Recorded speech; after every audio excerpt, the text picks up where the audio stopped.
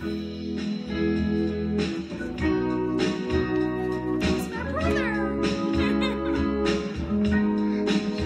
to Facebook Live. Welcome to the Course in Miracles. I'm Earl Purdy. And I'm glad that we have a chance to get with each other and hear some truth today.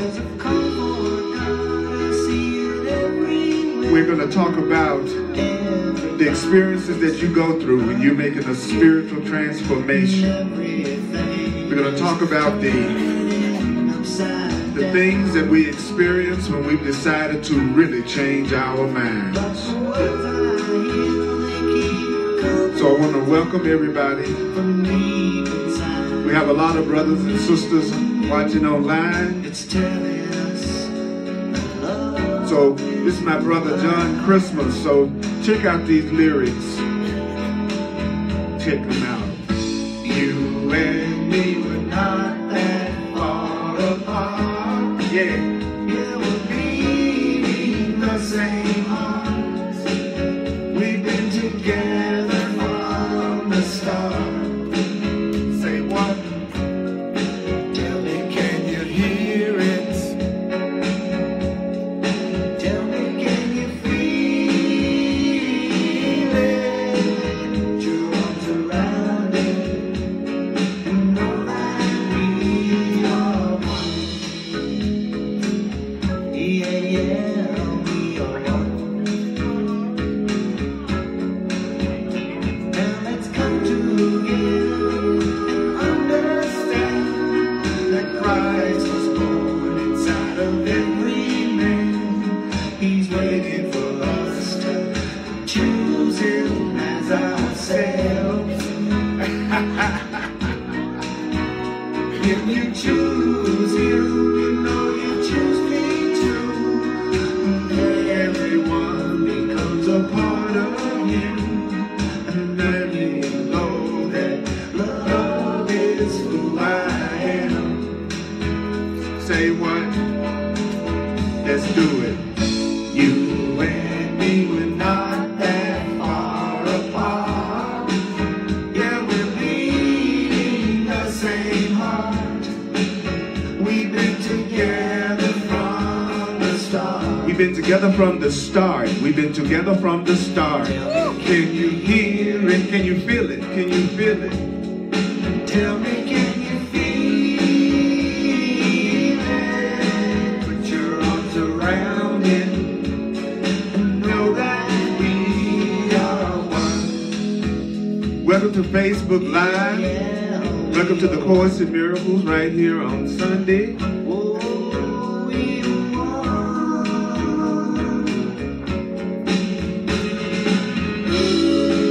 Remember, you don't have to believe the ideas. You don't have to believe the ideas. You need not believe the ideas. You need not accept the ideas. You need not even welcome the ideas. Some of the ideas you may actively resist. Some of the ideas you will find hard to believe.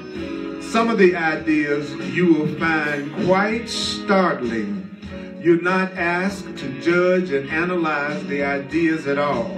The use will give the ideas meaning to you and will show you that they are true. You and me were not that far apart. Yeah, we're beating the same heart.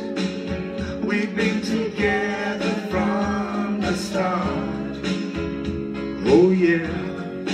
Tell me, can you hear it?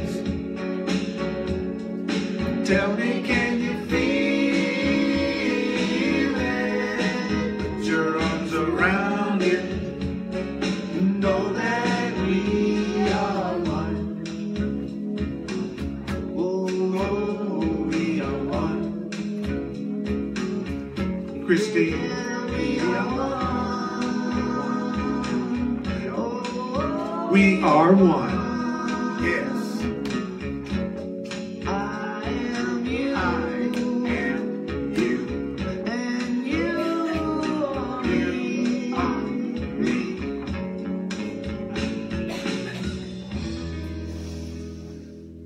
Can we acknowledge ourselves, y'all, for being here? I know. Okay, that was the practice acknowledgement. Now, can we really acknowledge ourselves? Yeah. It's important to give ourselves what we would like other people to give us. That's the easiest way to get it. I'm going to be continuing on the bridge with you, on the bridge to the real world on page 346 in the Foundation for Inner Peace version of the course. On page 346, I'm going to start off with paragraph 8. Paragraph 8 on page 346.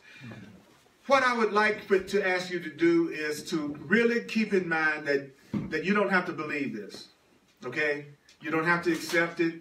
You don't have to welcome it. Some of it may be hard to believe. Some of it might be startling. I'm not here to validate what you already believe. I'm not here to validate what you already believe. I'm here to share from the Course in Miracles, and I trust your spiritual awareness and maturity enough to know that you'll come to whatever conclusions you need to come to, and you'll use whatever you need to use if you want to use anything at all. Is that fair enough? Okay. So don't think of it as something I'm trying to convince you of. It's really something I'm sharing with you, and see if any of it resonates with you at all. And what parts of it that resonate with you, use it. And the parts that don't worry about it. That's really deep instruction, isn't it? Yeah. The part that resonate, use it. The parts that don't, because your understanding isn't a powerful contribution to the truth. Your understanding is not a contribution to the truth. Whether I understand gravity or not has nothing to do with whether or not gravity works or operates. So one of the illusions that we're under is that somehow or another our believing something is what validates it. Right? If I believe it, it's true. If I don't believe it, it's not true. Think about what a narrow frame of reference that is. If I believe it, it's true. If I don't believe it, it's not true. It just could be you don't believe it. But it doesn't mean it's not true. So I'm going to start the paragraph that says, fear not that you will be abruptly lifted up and hurled into reality. Don't be afraid that you're trying to make your spiritual transformation. Don't be afraid that you're going to be lifted up and hurled into the truth before you're ready.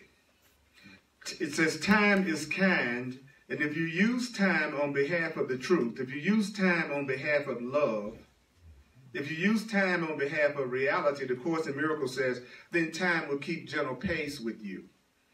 So if I'm using time to wake up, if I'm using time to become more loving, if I'm using time to become more conscious, then time keeps a gentle pace with me. And the Course says that, in other words, you will gently make your transformation if you are wanting to use time to become more loving.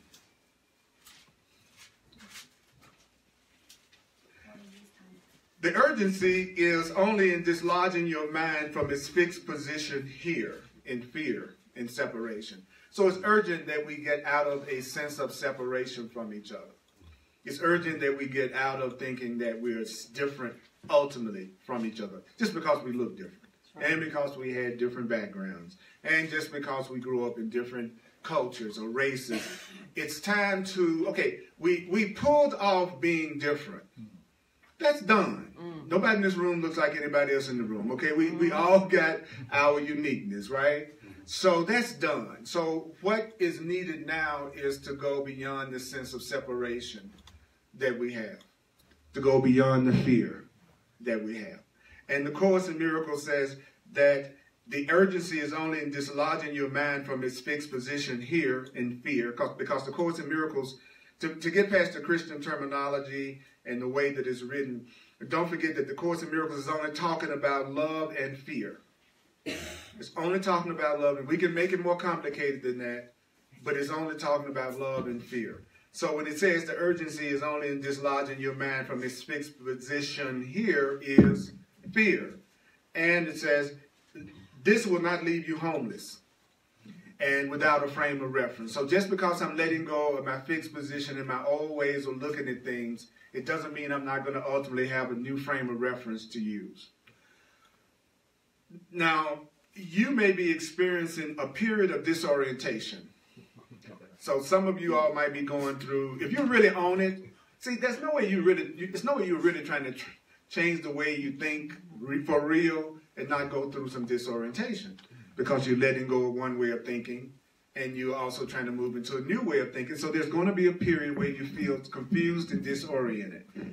Okay? If you're really trying to learn something new, you're going to go through a period, it says that you feel disoriented and confused.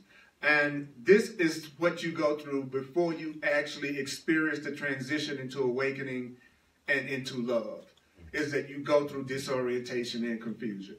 So how many of you have some disorientation and confusion in some area of your life right now? Anybody? All right. So even if you didn't raise your hand, I know you do. Okay, so that's okay. That's okay. We all have some area, or as we'd be, first of all, if I was really a person that I had no disorientation and confusion and I felt nothing, then I would be, but love, then I would be radiating that. I would be the friendliest person in the room. I would be the one that's most open. I wouldn't be so suspicious. Yeah. So if you're full of all those things, you're kind of in denial about how healed your mind is. Yeah. If there's no love, no light, no friendliness, no openness, then you're not really probably where you think you are in terms of your spiritual awakening. That's all it means. So I love, though, that when people have distrust or suspicion, then what they usually do is they just separate you, don't ever see them again. That's beautiful. That's beautiful. That's beautiful. That people who don't resonate with you, have a lot of fear and a lot of doubt, that they go ahead and go wherever it is they need to be in order to feel peaceful. Right? That's right. That's right. So it's a good thing. So when people leave your life and you are an awakened being, you would realize that that was for your own best interest, even if you didn't understand why, and even if you were feeling some pain behind it. It's still for your own best interest, because that's the way the universe operates. All right. So it says in that next part of the paragraph, delay will hurt you now more than before, only because you realize delay is delay, and that escape from pain is really possible. What does that mean? It means that you get more upset about delaying your happiness now because you know it's possible to be happy. You know it's possible to actually escape from pain. So when you know there's a better way and you don't use it, you get more frustrated faster. So sometimes I tell people, don't even go to a classes of higher consciousness and personal growth if you're not going to use what you're hearing, because it'll end up being a burden, and it will end up being one more thing that your mind is telling you you're a failure at, right? It'll be one more thing, the voice inside your head is saying, see, you're not even getting this either. So to keep piling on more and more information without using it is not going to be much fun for you. Then it says, find hope and comfort rather than despair in this. You couldn't long find even the illusion of love in any special relationship here. You couldn't even find the illusion of love in any special relationship here. So any relationship that is fear-based, I can't have the illusion of love for very long. Any relationship that's based on fear, separation, control, scripts, trying to make you think another person's job is to do whatever it is that they can do to make you happy, that's why they're on the planet, then you're not going to find love very long in that kind of relationship. So you are no longer totally insane. That's, of course, in Miracles Positive Thought. I was crazy as hell, and now I got a little bit more sense than I have ever had. So I want to congratulate everyone in here according to this by telling you you're no longer completely insane. All right. Yay. And why is it that you're no longer completely insane? Well, he says the reason why you're no longer completely insane, the reason why I'm no longer completely insane, Dima, is because I would soon recognize the guilt of betraying myself for what it is. So a person that's no longer totally insane is a person that realizes when they're betraying themselves. And you can tell when you're betraying yourself because you're feeling guilty. So guilt is a trick to let you know you may be making a mistake. Feeling guilty is not going to solve it. Getting a correct perception will solve it. Not guilt. Guilt just guarantees you're going to do it again.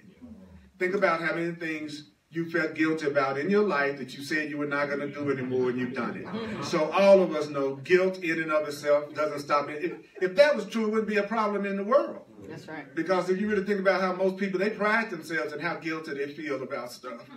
You know, so guilt is not the answer, correct perception is. Does that make sense? Yeah. What I need is a correct perception, not guilt. Okay. All right, so before I go to the next paragraph, would somebody care to share a takeaway that they got out of hearing that? Anything that kind of clicked for them, or any question?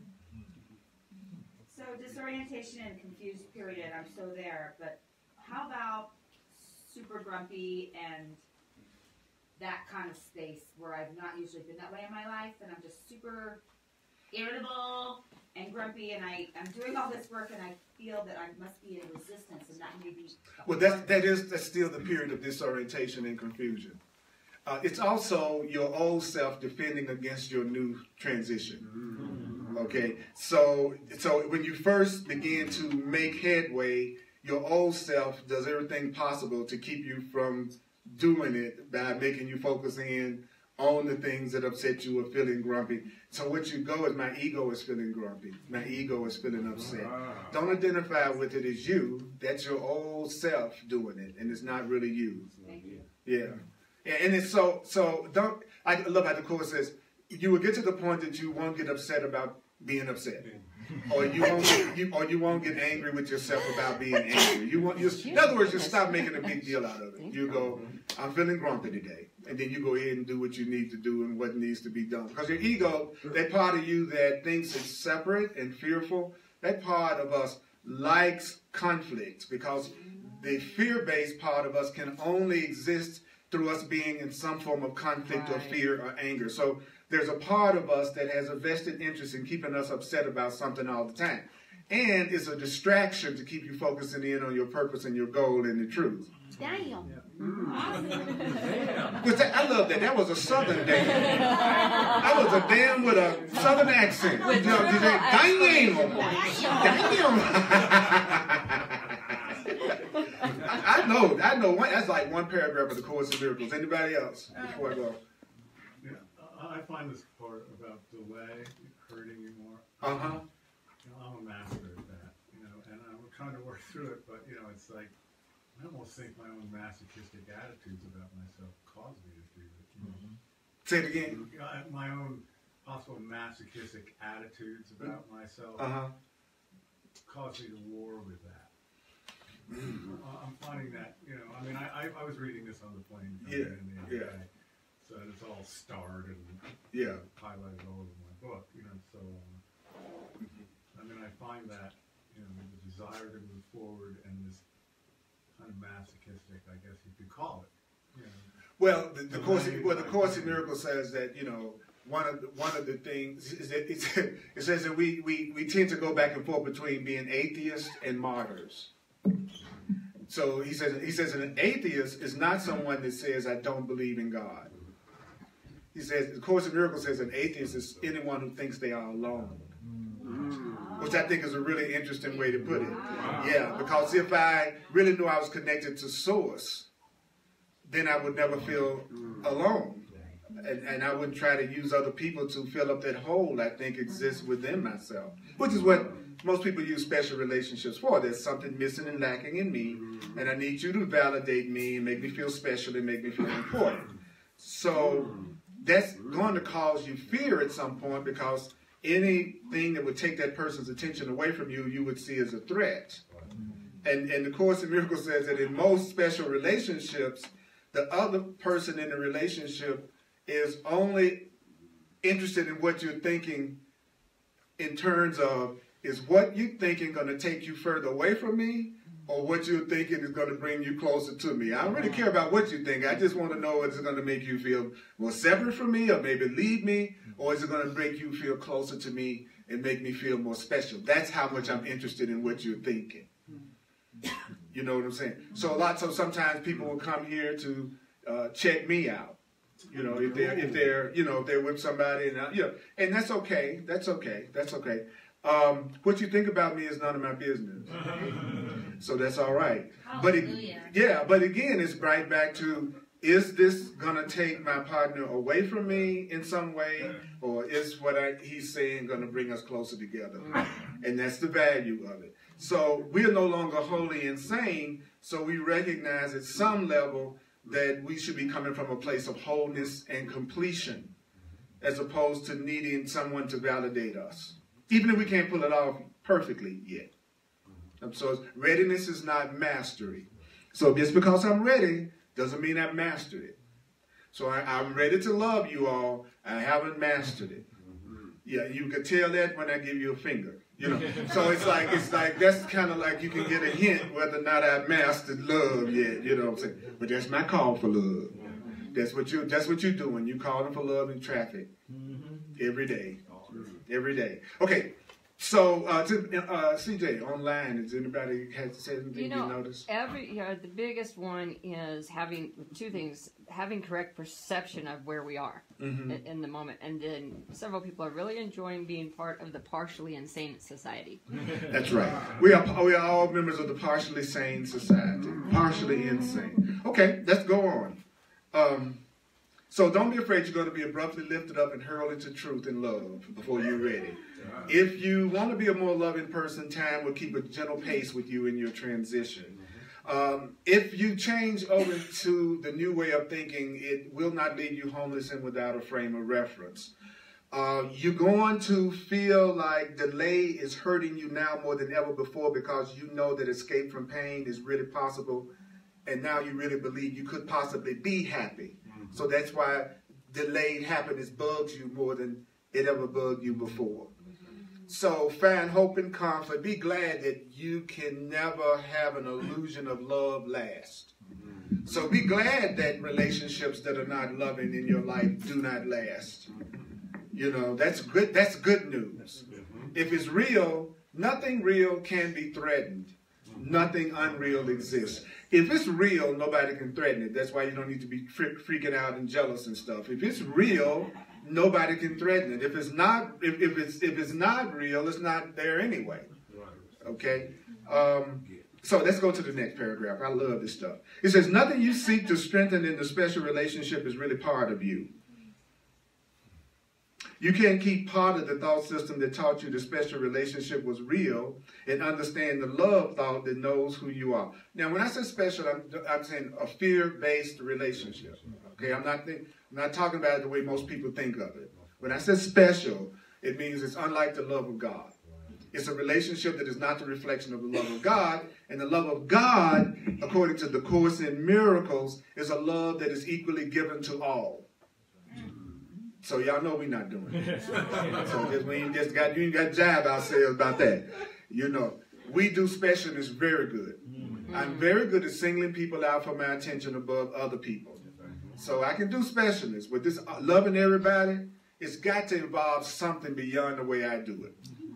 And it seems kind of overwhelming when you hear somebody say loving everybody, because we run it through our filter. And it seems like sometimes it's the people we say we love that we always working the hardest to please in some way. So really, loving one person is enough work. Right? So I'm not exactly jumping up and down trying to love all of y'all. Because our definition of love is full of scripts and expectations. And so who wants to have, multiple expectations and demands? So love is not what we do. Okay, specialness is what we do. So I would encourage you to have one special relationship.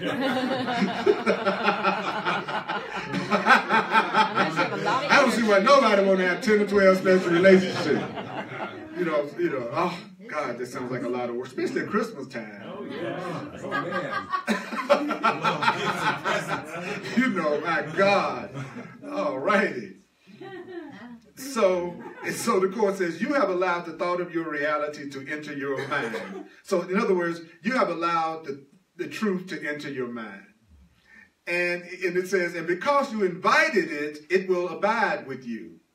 Your love for the truth will not allow you to betray yourself. See, I'll get to the point where I won't betray myself by limiting myself, because I have the truth in my mind now, and the truth in my mind is saying I'm innocent and I'm free. So that won't allow me to betray myself when it's really, you know. I'll tell you another example. The truth is kind and peaceful and loving and giving. So I wouldn't betray myself by being in a relationship that someone's constantly attacking me, criticizing me, and judging me. Because what did it say? You've allowed the thought of your reality to enter your mind because you invited it, and it will abide with you. Which means your love for yourself, your love for the truth will not allow you to what? Betray yourself.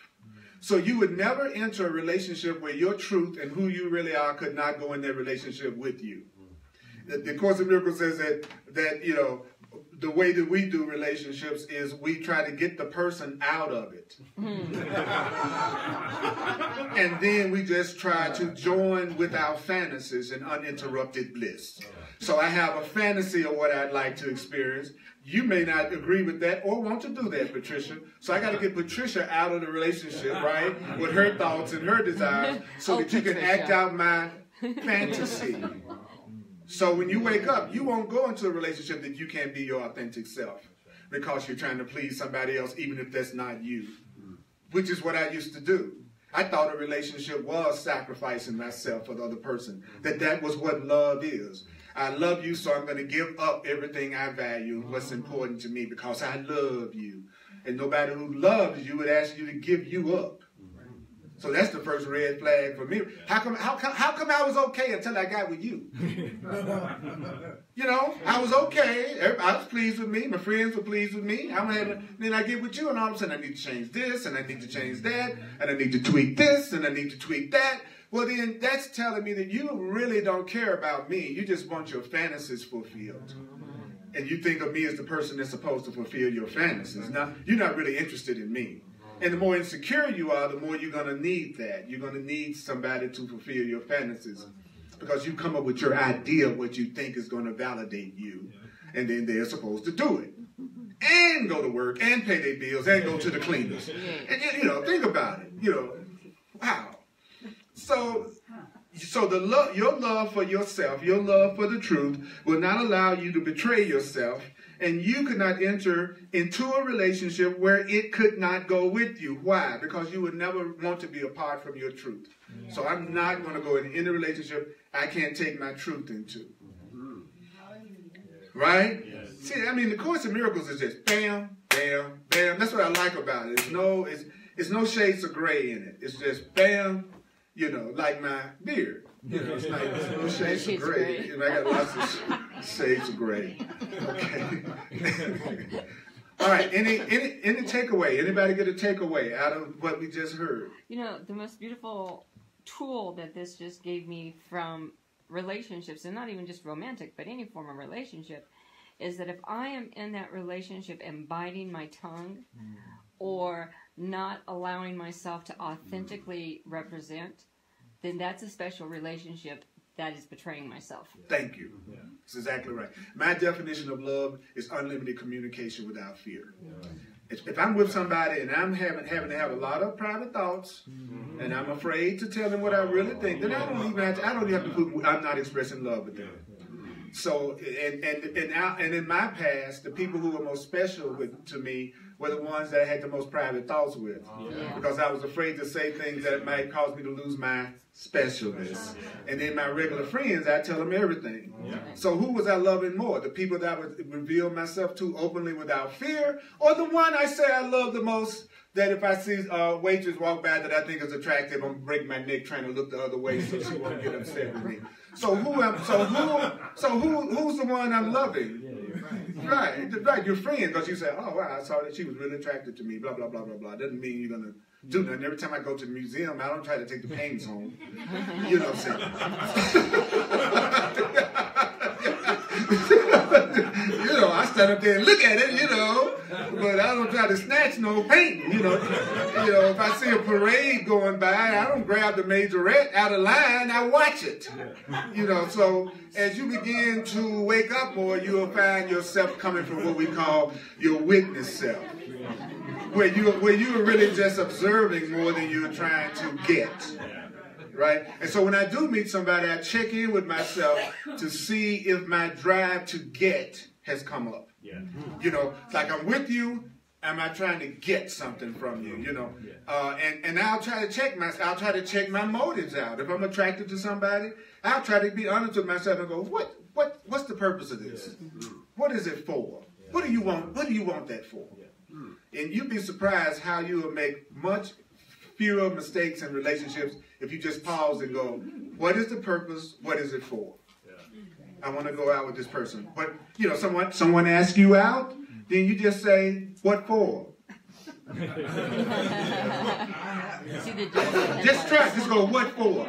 And if it's a real cool purpose, I just want to get to know you better. They just come out of their mouth, whatever. But if it's something that they think that they told you that would make you not want to go out with them, then they're going to stumble. Because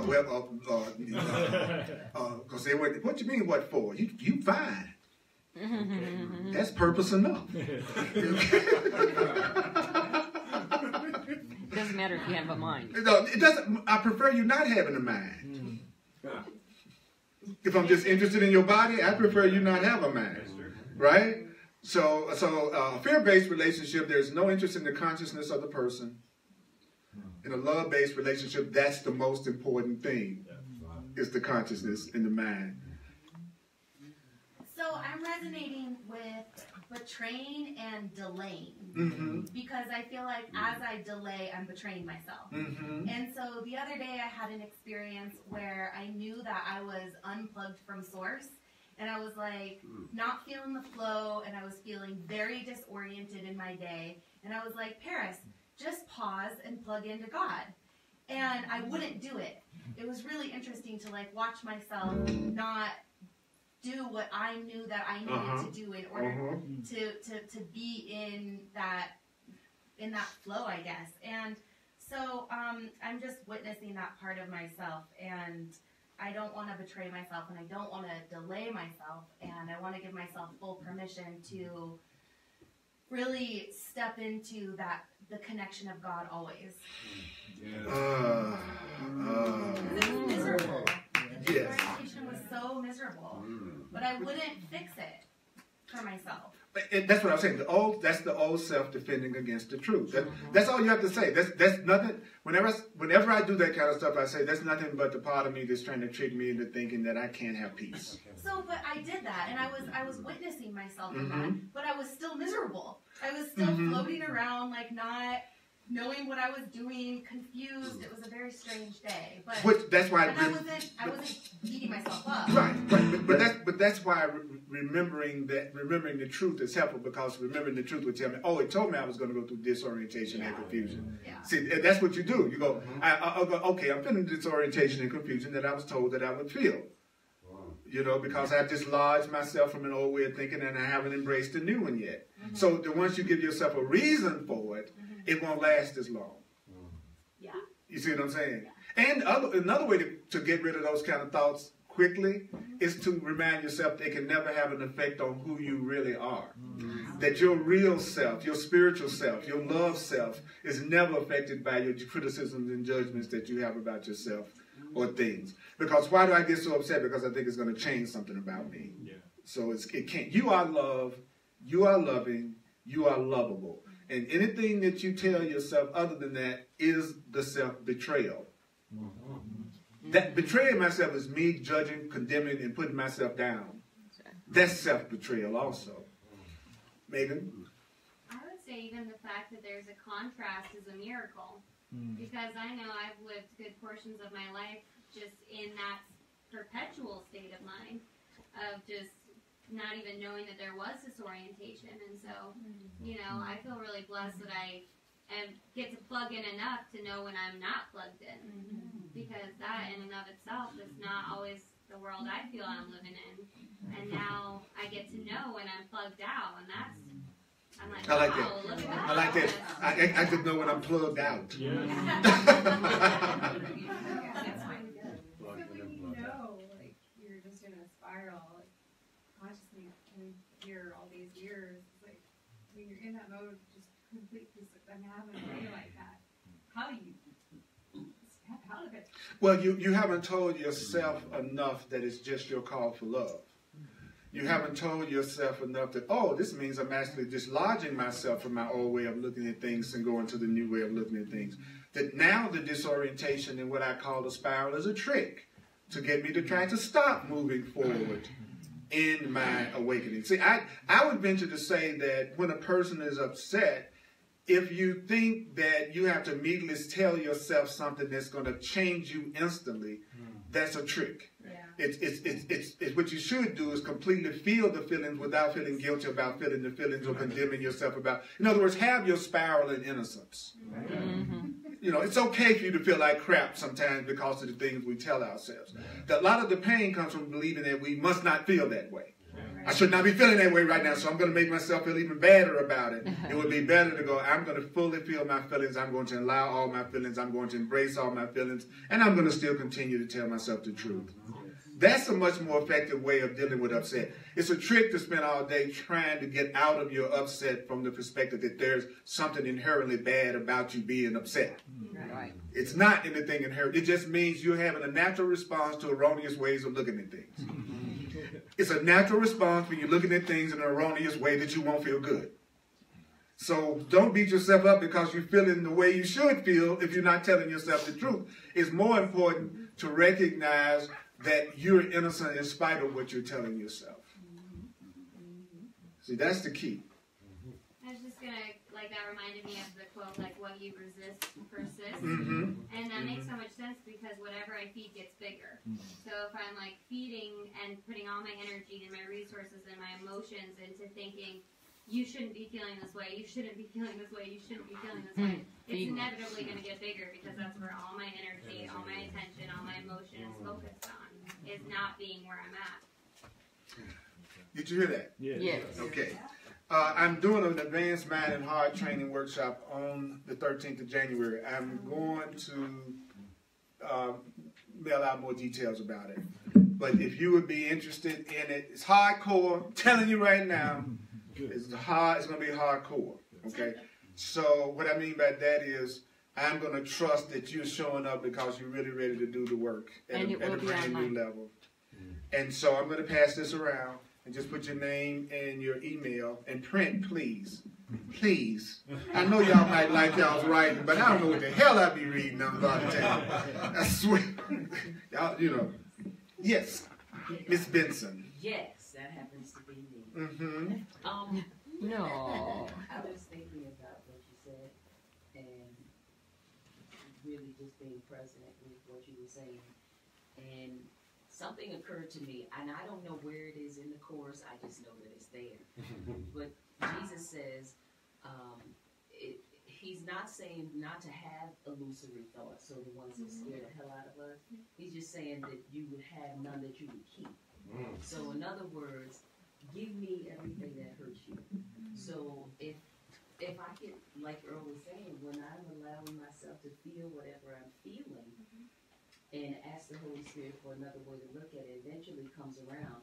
And the way that I've been experiencing how it comes around is, if I could be quite honest, like I just forget what the hell I was upset about. Really, that's how the grace comes around for me. Well, it's only our thoughts that's making us suffer. Right. Anyway, Yeah. we think it's the circumstances making us suffer. It's the meaning we're giving it to it that's making us suffer. An average person has no idea about that. They really think that they have to respond a certain way to some external thing, as if they don't have a choice about how they want to interpret it and what meaning that you want to give to it. So thank you. I appreciate that. I appreciate everybody sharing. So take a breath just for a minute.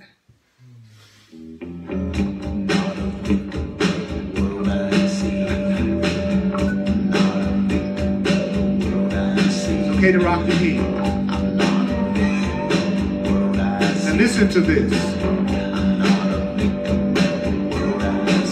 I'm not a victim of the world I see. I'm not a victim of the world I see. I'm not a victim of what? Of the world I see. Did y'all hear that?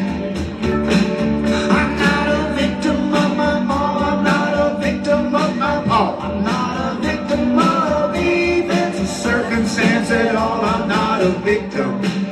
What? the world I see. Of the world I see. I'm not a victim of the world I see. Cause what's happening now is what I've done to me. Okay, all right. There's a part of me that wants to be the victim that doesn't like this. Oh, yes. And it can give me tons of justification of what someone's done to me. So I'm not denying that we could look at it another way. You just have to ask yourself, how does it make you feel? Does it really make you feel good to see yourself as a victim of everything that happens to you? No. So you know it can't be true. Because something that's true is going to inspire you, it's going to move you, it's going to empower you. The other thing that I want to share from A Course in Miracles, The Course in Miracles is really a spiritual book, which means it's really about us making connection with Source, with God, with our higher power, knowing that we're not alone. It's not a self-help book in the sense that it's just another book that's telling you how to take care of yourself better on your own through your own ingeniousness and inventiveness. That is not what the Course is. This class is about healing a sense of separation from Source, God, whatever word you want to use. And we suffer because we are not in connection with our higher, greater self. That's the real reason any of us suffer. And I'm sorry, you may have had a religious upbringing that makes you immediately feel resistance about it, but that's your problem. Yeah. That don't have nothing to do with that God doesn't exist, or love doesn't exist, or help doesn't exist, just because you don't believe in it because you learned something crazy growing up, or nothing at all. See, that was a big breakthrough for me, was when I recognized that I am just responding to what I have learned and experienced in the past. So when you have resistance to stuff, in most cases, it's just you learned to have resistance to it. Not that it's necessarily something you should have resistance to, but frankly, being in this world, it's much more frightening to me to think I'm all alone trying to deal with my own ego as the way I'm going to move through the world. That's frightening. Not the idea that I have invisible support that's with me at all times. That's not frightening. And I guarantee you, after doing the Course in Miracles 37 years, I do it because it works. Not because I'm a ridiculously slow learner. Like my family thinks. 37 years, you still reading the same book? Boy, what's up with you? It works. And I defy anyone who does what it says not to see that it works. That's not the same as saying I'm thinking about doing it, I'm fighting it every second. I personally wouldn't even be on a spiritual path that all I was doing was fighting it. Yeah. I don't even understand why people do that.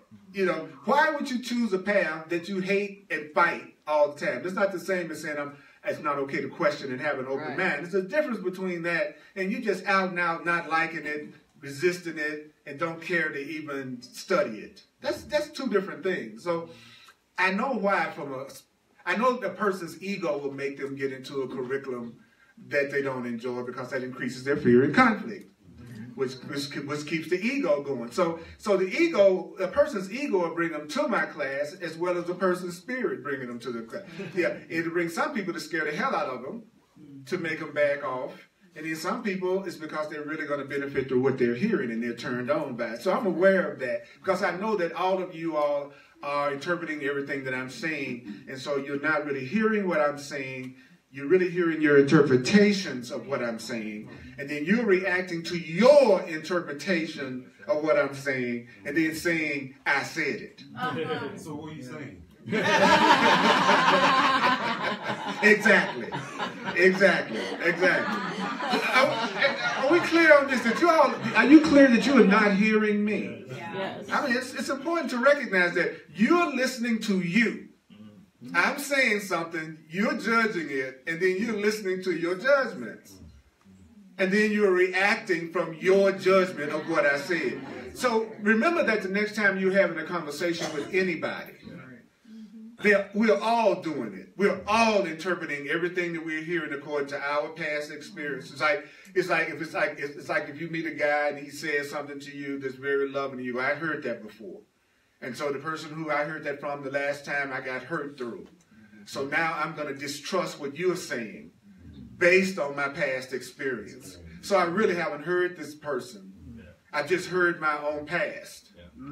And so then I recreated it again and said, oh, that's my pattern coming up again. And I met another guy that did the same thing that the other one did. I met another woman that did the same. And we don't realize that because we are looking at them in terms of our past experience and filtering out anything that doesn't correspond with our past experience, that we're not allowing the person to be new. We're not really allowing them to be new. So I have to tell people, whenever I meet new people, I have to remind myself, this person is not my past. This person is not my past. Even if they sound like they're saying the same thing that I've heard in the past, this person is not my past. Especially if you want your relationships to shift. Stop having relationships with people who are not there.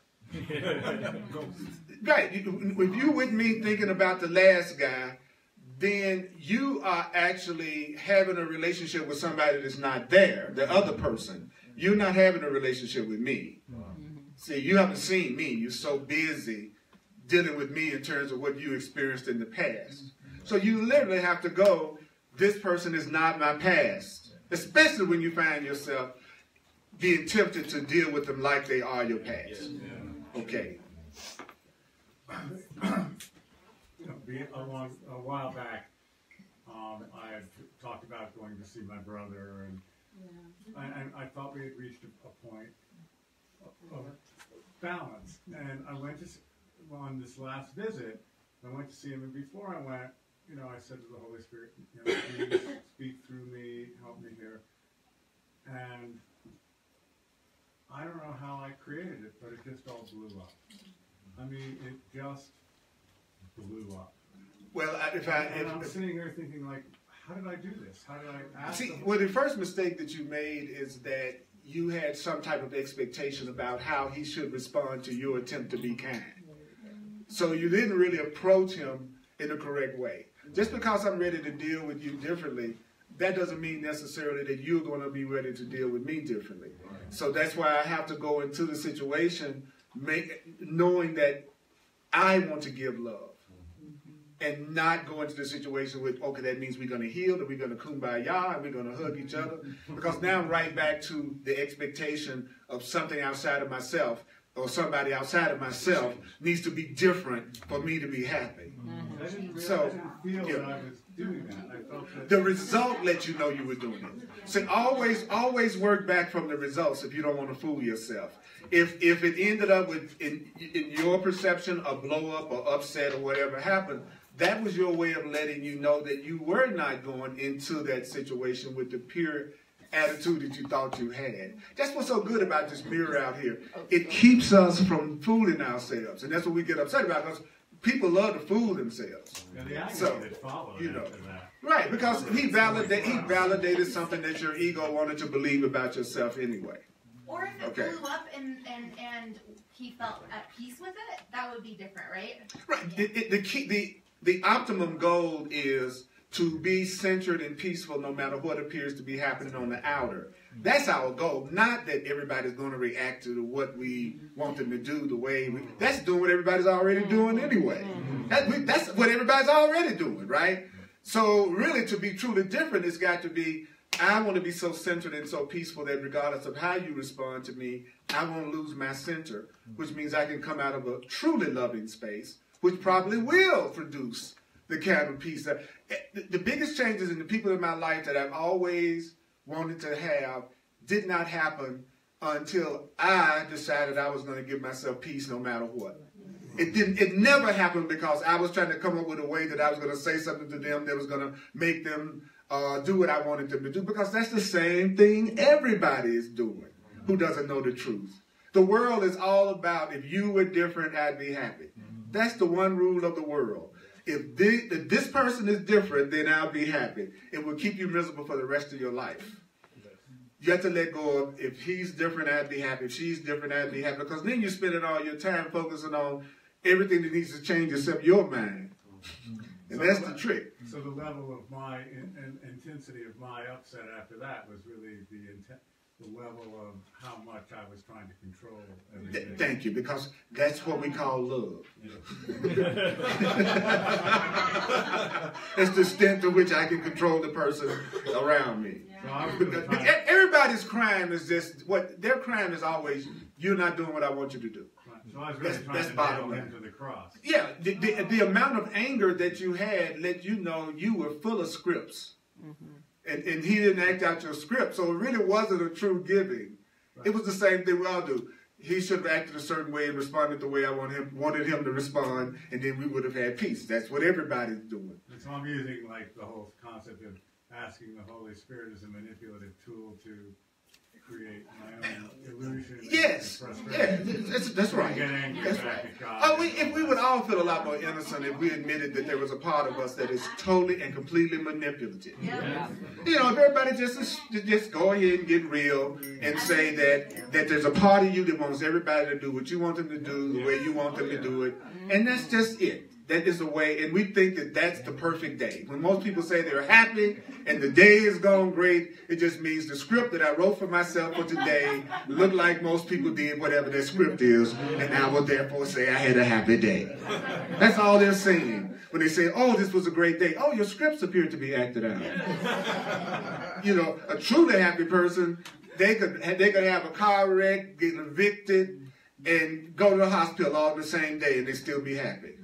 It wouldn't be, their happiness wouldn't be based on the external thing being exactly like they want it to be. Wow. Because peace and joy and love is what you are. It isn't something you got to put in you. It's what you are. You're just trying to get rid of the blocks that keep you from recognizing how cool you are. That's what this is about. You're whole and complete. You're fine. You're loving. You're gorgeous. You're magnificent.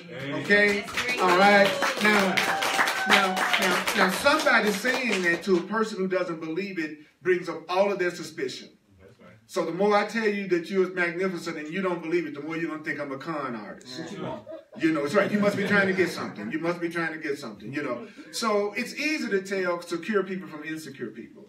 Secure people can receive acknowledgement. Insecure people go into suspicion immediately, you know. And if you really are about what you say you're about, if I really am trying to be a loving person for real, then I'm not going to worry about it because I'm going to be consistent. And you'll see sooner or later that I mean what I'm saying. Because honesty is consistency. Honesty is consistency. An honest person is consistent. Yeah, and so I try to consistently have the goal of love, even though I might not always put it off perfectly. That's why forgiveness is important, because you got to forgive yourself for the times you don't pull it off. So then you don't beat the hell out of yourselves when you are not loving. You're learning. You're not a master. You're not going to do it all the time. And so you don't even want to be with somebody that expects you to be perfect all the time. You want to be with somebody that they want to move toward love and you want to move toward love. You both know you have some erroneous thinking that needs to be corrected. So you both sometimes are going to act out of your ego. You know that, so you forgive each other when you do it. That's right. You don't expect the person to never do anything that could be less than loving. You're not that way, so why would you have that kind of expectation on the person you're with? But we do it. I'm not telling the truth. You know, you'll know you have your flaws, but then you're turning around to crucify your partner for making one mistake. That's the way you want to be treated about your mistakes. You want to be crucified. That's what you're showing. You're treating them the way you think you should be treated if you make a mistake. That's what's really happening. That's what's really happening. I'm gonna finish this one more paragraph here. So be glad you've escaped the mockery of happiness that your ego has offered you. Don't look back with longing on the travesty you've made of your relationships. That's a great line. Don't look back with longing on the travesty you've made of your relationships. You know, oh, it was miserable. I was miserable. I was never felt loved. I wish I was with them. Have you done it? Yes. You were totally miserable, but you're going, oh, I sure missed them. Don't look back with longing on the travesty. Okay? Facebook stalking now. That's right. Now you Facebook stalking. Saw you over behind the bush just the other night, right in front of, just cut that out. It says, now what? No one need suffer, for you have come too far to yield to the illusion of the beauty and holiness of guilt. You come too far to believe that the answer is for you to love feeling guilty. Yeah. You come too far now to see feeling guilty as the answer. He's giving us a lot of credit today. It says, only the totally insane could look on death and suffering and sickness and despair and say, this is really beautiful. You got to be crazy, right? Then the Course in Miracles says, what guilt has wrought is ugly, fearful, and very dangerous. So don't see an illusion of truth and beauty in guilt and fear. And be thankful that there's a place where truth and beauty await you. Be glad that there is a loving outcome to all things that are certain. We should be happy to know that love loves us no matter what. That should be good news, unless you're just so guilty that the idea of you being happy is the hardest thing in the world for you to look forward to. Right? That's deep. So when you see correctly, you start to have compassion. So it says, go and meet truth and beauty gladly. Yeah. I'm going out today and I want to meet truth and beauty. I'm glad that you practice the truth. I'm glad. You all are truth and beauty. Truth and beauty. See, I remember when I used to go out and look for truth and booty. But hey! I just feel more innocent about it.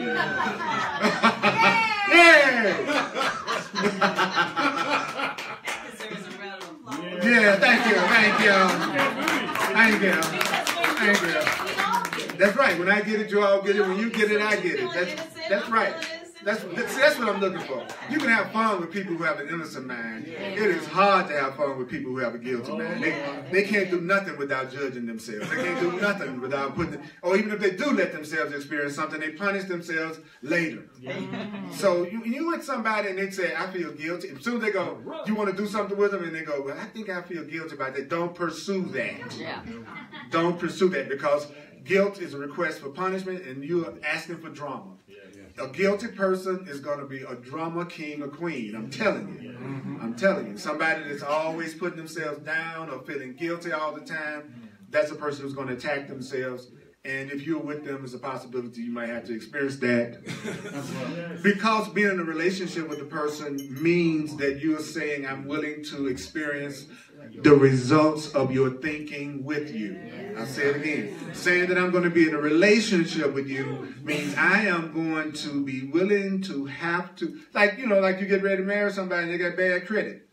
Now, all of a sudden, it affects what you can buy, because now you got to experience the result of that person's thinking with them. So think about that when you get ready to hook up with somebody. If they're crazy and they get ready to drive off the cliff and you in the car, you're going over the cliff too. You know what I'm saying? But the opposite is true. If you're with someone and their thought system is based on truth and beauty and love and consciousness, you're going to experience the result of that with them. They're going to be a really cool person for you to be with. And then the challenge is going to be, can you love yourself enough to be attracted to something that's loving and peaceful, as opposed to always being attracted to the people that's always a challenge. That's right. It is. You'll find a part of you like, it freaks out when someone's really, really nice and really, really loving and really, really giving and really, really kind. You say you want it, but when they show up, every part of you that thinks you don't deserve that comes up to be healed. It comes up to be released. So when you really are face to face with love, it's probably going to bring up the opposite. Because it's purging you. That person is purging you. A question. What I've noticed that's been going on for me is that, yes, what you said, I certainly see, in myself, and I see it in other people. So when I'm around people and I feel really loving to them, there's a part of my mind that goes, oh my God, they're getting ready to freak out. So there's almost a part of me saying, well, maybe you need to hold back a little bit so they feel more comfortable and don't freak out. Well, and that's you not wanting to freak out. So you see, I'm saying this, I don't want them to freak out. But the truth is, I'm afraid to express love, and that's what might freak me out. You know, because it's easy to say you want intimacy as long as you make sure you don't ever meet anybody you feel safe enough to have it with.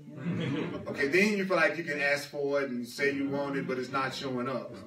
But what's going to trip you out, is when that person does show up, and then you really have to be vulnerable and open. And then you see why you hadn't met anybody up to that point. Because it's you that's afraid to be open and vulnerable.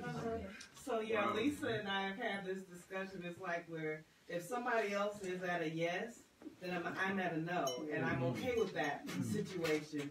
But if I become a yes and they become a yes, then it's like, that's what I'm talking about.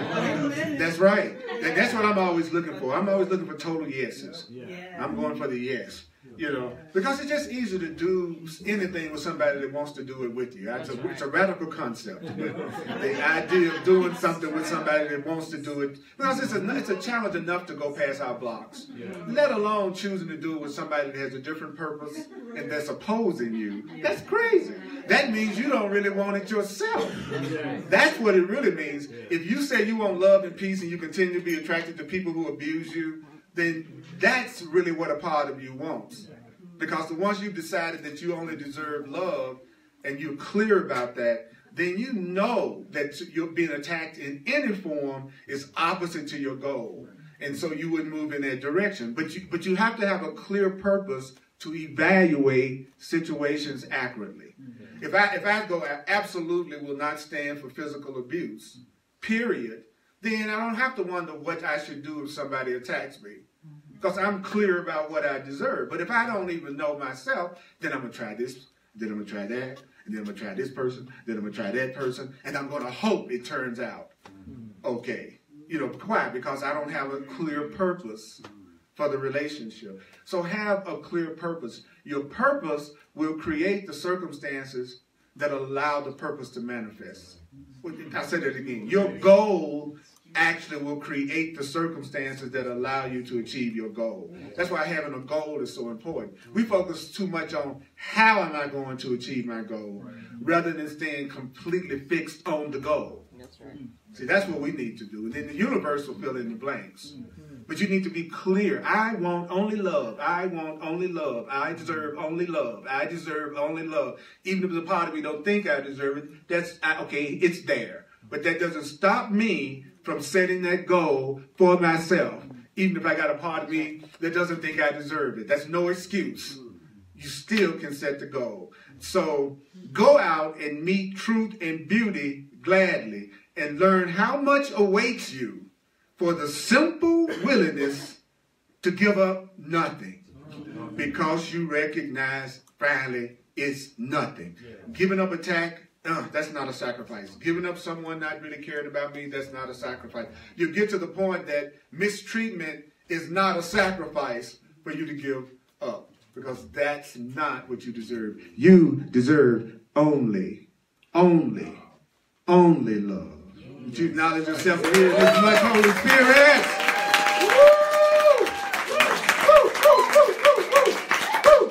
All right, got one more thing I'm going to wrap up on. Let's do the financial expression of appreciation. Thank you for sharing with me in my teaching ministry. Thank you for sharing with Unity Temple. You are blessings in my life beyond words.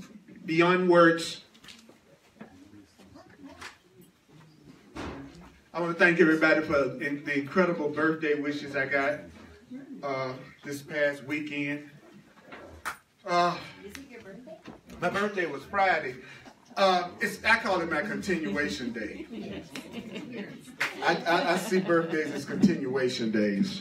Because you've always been and you always will be. So when you were born, you just continued. And that's what's going to happen when you die. You're going to still be continuing. Yeah. We are more than we think we are. We're not bodies. We are not bodies. We have bodies. We have bodies. We have bodies. We have bodies. We have bodies. We have bodies. Yeah. But we are not a body. And that's deep. You know, the problem is we've forgotten our spiritual identity. The problem is forgetting. You know, if I know how to play saxophone and I hit my head and I have amnesia, I might go back to school to learn how to play. But if I got my head hit again and I remember who I was, I could pick up a horn and start playing immediately. So when you remember who you are as innocent children of love, innocent children of God, then all the powers and abilities that go with that, you're going to instantly have available to you, just like the saxophone player would have that ability available when they remembered they were a saxophone player. So it's really about self-realization is the answer to everything. Realizing who you really are. And a quick way to know when you're not seeing yourself correctly is by how you feel. Your mind can tell you anything. Pay attention to your feelings. Your feelings are not necessarily based on the truth, but your feelings let you know what you're telling yourself. Yeah. So pay attention to your feelings, because our mind is good at coming up with, telling us anything.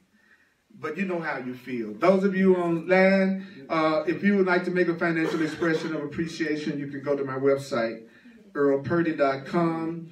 And I'm also available for one-on-one sessions called Clarity Sessions, where I take all this decades of working with this material and bring it into the session and help you get past the blocks once and for all.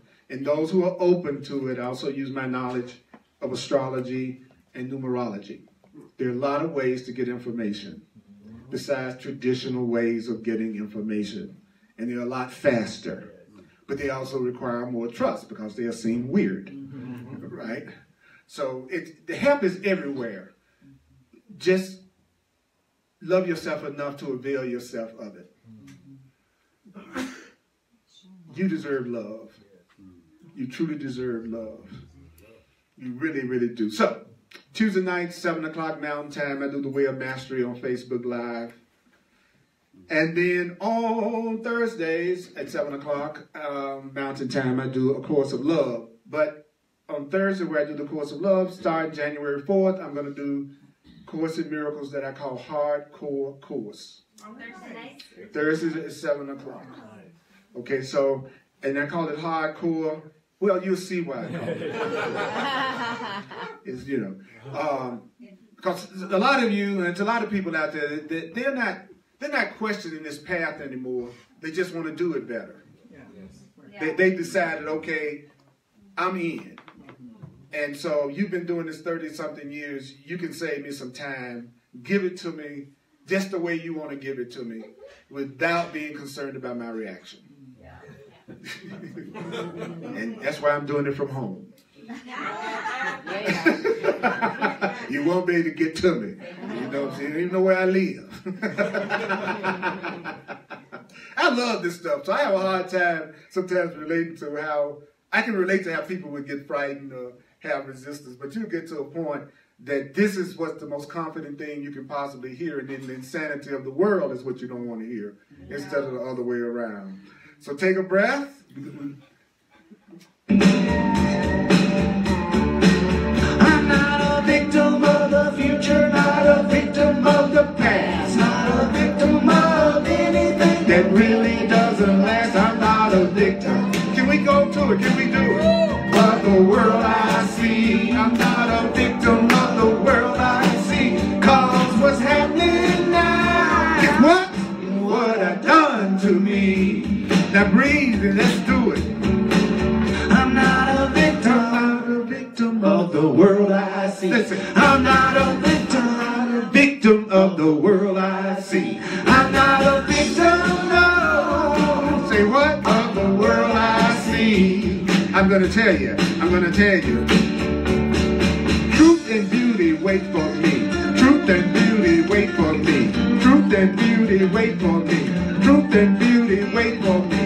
Truth and beauty wait for me. Truth and beauty wait for me. Truth and beauty wait for me. Truth and beauty wait for me. Are you ready to have a relationship with truth and beauty? Huh? Well, let's do it again. I'm not a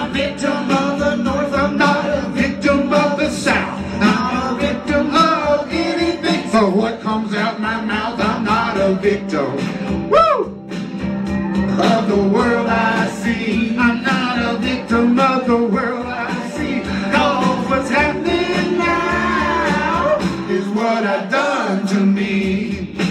Are you not victims anymore? Help me out now. I'm not a victim of the world I see. I'm not a victim of the world I see. I'm not a victim of the world I see. That feels good to tell myself that. Tell yourself, I am entitled to miracles. Let's say it.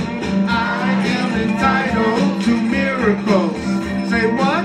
I am entitled to miracles. Because what's happening now is what I've done to me. We right at the end. Let's say it one more time. I'm not a victim of the world I see. I'm not a victim of the world I see. Cause what's happening now is what I've done to me. I love y'all. Thank y'all for showing up. Help me, God. All right. CJ wants to make a quick announcement. Woo! Woo, woo, woo. All right. Now I can Mm-hmm. go off. Mm-hmm.